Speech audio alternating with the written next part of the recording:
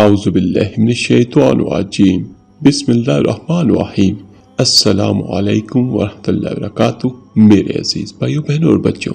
یہ ایک مسلمہ حقیقت ہے کہ کائنات اور کائنات کی ہر شے کا خالق و مالک اللہ تعالیٰ ہی ہے، اور اس کی فرما روائی ہر شے پر قائم ہے۔ وہ جہاں ہر جاندار کو اس کا رزق بہم پہنچاتا ہے، وہی اس نے انسانوں کو تمام مخلوقات ارضی میں سب سے اشرف بنا کر اس کے لیے روحانی غذا کا بھی انتظام فرمایا ہے، اور اپنی کتاب و سنت رسول صلی اللہ علیہ وآلہ وسلم کی شکل میں زندگی کے شعبہ جات کے لیے احکام و ہدایت فراہم کیے،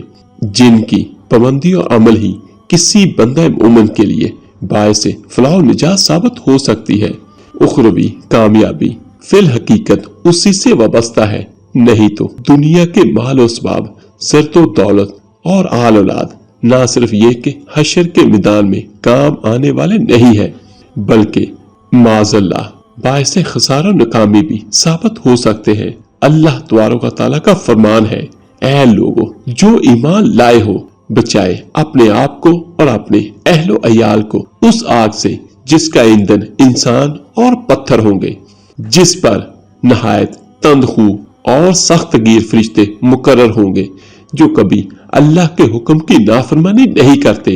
اور جو حکم بھی انہیں دیا جاتا ہے اسے بجا لاتے ہیں۔ یہ آیت کریمہ جس کا ترجمہ میں نے آپ کو بیان کیا ہے، یہ جہنم کی سنگینی کی طرف اشارہ کرتے ہوئے ہر مسلمان مرد و عورت کو، خواہ وہ امیر ہو یا غریب، عالم ہو یا جاہل، ہر حال میں جہنم سے بچنے کی تلقین کر رہی ہے، اور اپنے اہل و عیال کو بھی بچانے کی طرف متوجہ کر رہی ہے۔ یہ آگ چشم پوشی برتنے اور صرف نظر سے دور کرنے کی چیز نہیں ہے۔ میرے عزیز بھائیوں، قرآن مجید کی متعدد آیات اس کی سختی اور شدت سے بار بار آگاہ کر رہی ہے۔ ایک اور جگہ پر میرا اللہ پاک فرماتا ہے، ہرگز نہیں، وہ تو بھڑکتی آگ کی لپیٹ ہوگی جو گوشت پوشت کو چاٹ جائے گی، پکار پکار کر اپنی طرف بلائے گی ہر اس شخص کو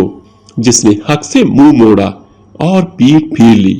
اور مال جمع کیا اور اس کو بچا بچا کر رکھا۔ یہ سورہ المعارج کی آیت نمبر 15 تا 18 کا ترجمہ ہے۔ اس آیت کے ترجمے سے یہ واضح ہوتا ہے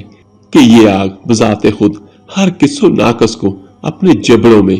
گھسنے کے لیے تیار نہیں ہے، بلکہ یہ صرف ان لوگوں کو پکارے گی جنہوں نے دین حق سے روگردانی کرتے ہوئے من مانی زندگی بسر کی اور دنیا کی رنگینیوں میں کھو کر اس کے حصول میں متاع حیات کی پیش بہا قیمتی لمحات ضائع کر دیے، اور جنہوں نے اللہ تبارک و تعالیٰ کے متعین کردہ ضابطہ حیات کی متعلق پرواہ نہ کی، جس کی تفصیلات قرآن و سنت میں موجود ہیں۔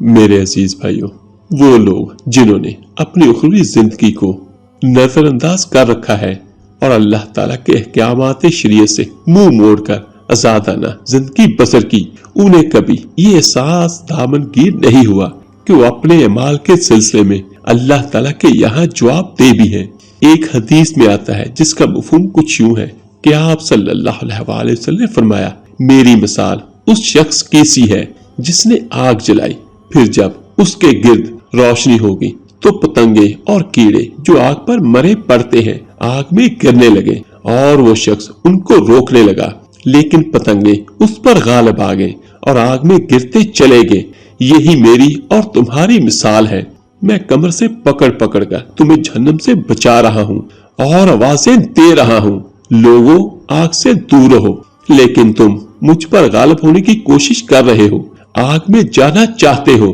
یہ مسلم کی روایت ہے اور ابو ہریرہ رضی اللہ تعالیٰ عنہ سے مروی ہے، اور قرآن پاک میں رسول اللہ صلی اللہ علیہ وآلہ وسلم سے ارشاد ہوا، کہہ دیجئے میرا کام اس کے سوا کچھ نہیں کہ اللہ کی بات اور اس کے پیغامات پہنچا دوں۔ سورہ الجن میں آیت نمبر 22 اور 23۔ اب جو بھی اللہ اور اس کے رسول صلی اللہ علیہ وآلہ وسلم کی بات نہ مانے گا، اس کے لیے جہنم کی آگ ہے، اور ایسے لوگ اس آگ میں ہمیشہ رہیں گے۔ میرے عزیز بھائیوں، اس زمن میں کفار کو تنبیہ کرتے ہوئے خود آپ صلی اللہ علیہ وآلہ وسلم کو بھی قرآن میں تذکیر کی گئی، اے نبی کہہ دو، اگر میں اپنے رب کے حکم کی نافرمانی کروں تو میں ایک ہولناک دن کے عذاب سے ڈرتا ہوں۔ جو شخص اس دن اس سے دور رکھا گیا در حقیقت وہی ہے جس پر خدا نے رحم فرمایا، اور یہی کھلی کامیابی ہے۔ سورہ آل انعام آیت نمبر 15 اور 16۔ ان آیات کی روح سے دنیا کی عیشی زندگی جس کے لیے آج کا انسان ہمہ وقت سرگردہ ہے، اگرچہ اللہ تعالیٰ کی عظیم نعمت و رحمت ہے، لیکن بندہ مومن کا اصل مطلوب و مقصود یہ ہے کہ آخرت میں اللہ تعالیٰ کی نعمتوں اور رحمتوں کو حاصل کرے، قرار پائے، اور یہی در حقیقت اصل کامیابی ہے۔ لیکن اس کے برعکس دنیا کی کامیابیوں کو یہی اصل سمجھتے ہوئے آخرت کی فلاح کو نظر انداز کر دینا اس فانی دنیا کے مقابلے میں دائمی زندگی کی بدبختی و محرومی کو نعوذ باللہ دعوت دینا ہے۔ یہ اللہ تعالیٰ کی بے پناہ کرم فرمائی ہے کہ اس نے اپنے پیغمبر صلی اللہ علیہ وآلہ وسلم کے ذریعے سے بد عمالیوں کے نتائج اور جہنم کی بڑھتی ہوئی آگ سے آگاہ کر دیا، اور اپنے بندوں کو اس آگ سے بچنے اور بچانے کی ہدایت بھی فرما دی۔ اب نہ صرف اہل ایمان کی بلکہ پوری انسانیت کی اپنی ذمہ داری ہے کہ وہ عقل سے کام لے کر اپنے محبوب حقیقی کو پہچانے اور کل زندگی میں اس کی تابع داری کو اختیار کریں، اور یہی نجات کا واحد راستہ ہے۔ اس کے بارے میں خود اللہ کے رسول صلی اللہ علیہ وآلہ وسلم کو حکم دیا گیا، اور ڈراؤ اپنے قریبی رشتہ داروں کو۔ تو حضرت ابو ہریرہ رضی اللہ تعالیٰ عنہ فرماتے ہیں کہ رسول اللہ صلی اللہ علیہ وآلہ وسلم اس آیت کے نزول کے بعد قریش کے لوگوں کو بلا بھیجا، سب اکٹھے ہوئے تو پہلے آپ صلی اللہ علیہ وآلہ وسلم نے سب کو عمومی طور پر ڈرایا، پھر الگ الگ نام لے کر ان کو ڈرایا اور فرمایا، اے کعب بن لودی کی اولاد، اپنے آپ کو جہنم کی آگ سے بچاؤ۔ اے مرا بن کعب کی اولاد، اپنے آپ کو جہنم کی آگ سے بچاؤ۔ اے ہاشم کے بیٹو، اپنے آپ کو جہنم کی آگ سے بچاؤ۔ اے عبد المطلب کی اولاد، اپنے آپ کو جہنم کی آگ سے بچاؤ۔ اے فاطمہ بنت محمد صلی اللہ علیہ وآلہ وسلم، اپنے آپ کو جہنم کی آگ سے بچاؤ۔ اللہ کے مقابلے میں قیامت کے روز میں تمہارے کسی کام نہیں آ سکوں گا، البتہ دنیا میں تم سے میرا جو رشتہ ہے اسے جوڑتا رہوں گا۔ میرے عزیز بھائیوں بہنوں اور بچوں، ان آیات اور ان حدیث پاک کی روشنی میں ہر میرے بھائی بہن کو یہ چاہیے کہ ہر اس کام سے بچے جو جہنم کی طرف لے کر جانے والا ہے، اور ہر وہ کام کرے جو ہمیں اللہ تعالی کی رحمت سے جنت میں داخل کرے گا۔ اور یہاں پر آخر میں ایک حدیث نبوی صلی اللہ علیہ وآلہ وسلم میں آپ کو بیان کرتا ہوں، جس کا مفہوم کم و بیش یہ ہے کہ جب جہنم کو قیامت کے دن لایا جائے گا تو ایک روایت میں آتا ہے کہ جہنم کی 70,000 لگامیں ہوں گی، اور ہر ایک لگام کو 70,000 فرشتے تھامے ہوئے ہوں گے۔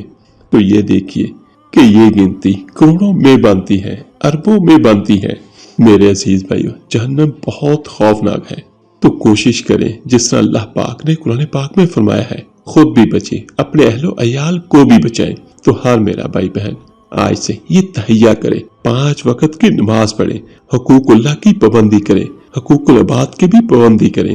یہ نہ ہو کہ اللہ کے حقوق پورے ہوں اور حقوق العباد میں کوئی کمی اور کوتاہی ہو تو ہم پھنس جائیں، اور اگر ہم حقوق العباد بھی پورے کرتے ہیں تو یہ نہ ہو کہ حقوق اللہ میں کوئی کمی رہ جائے جس کی وجہ سے ہم کل قیامت کے دن پھنس جائیں۔ اور آخر میں دعا ہے اللہ پاک ہم سب کے گناہوں کو اپنی رحمت سے معاف کرے، اور ہم میں جو بھی غلطیاں ہیں، جو بھی کوتاہیاں ہیں، اللہ پاک اپنی رحمت سے ان پر درگزر فرمائے۔ آمین ثم آمین۔ آپ میرے لیے دعا کیجیے گا، میں آپ سب کے لیے ضرور دعا کروں گا۔ اس ویڈیو کو لائک اور شیئر ضرور کیجیے گا صدقہ جاریہ سمجھ کر۔ تو ملتے ہیں جلدی انشاءاللہ ایک نئی ویڈیو اور عمل کے ساتھ۔ اللہ پاک آپ سب کا حامی و ناصر ہو۔ اللہ حافظ۔